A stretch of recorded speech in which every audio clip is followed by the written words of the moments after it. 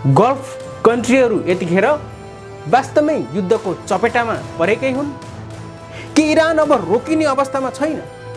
देखिएको युद्ध अथवा भनौँ बदलाको हद कुन स्थितिमा पुग्छ भन्ने पनि वास्तवमै हामीले अनुमान लाउन नसक्ने अवस्था यतिखेर सिर्जना भएको छ।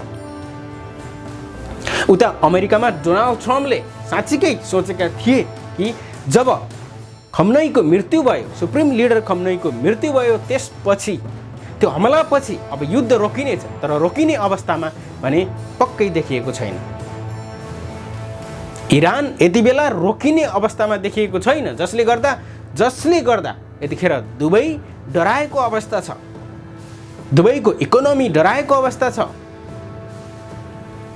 इरानको आसपासमा यतिखेर हमलाले तहल्का मच्चाएको अवस्था छ।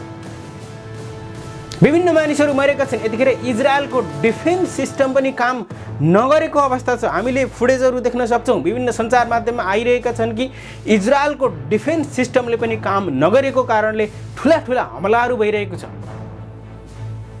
के इरानले आफ्ना सुप्रिम लिडर मरेको, आफ्ना सुप्रिम लिडर सँगसँगै सम्पूर्ण परिवार र विभिन्न जवानहरू मरेको बदला लिन जुनसुकै हदसम्म पुग्न थालेको?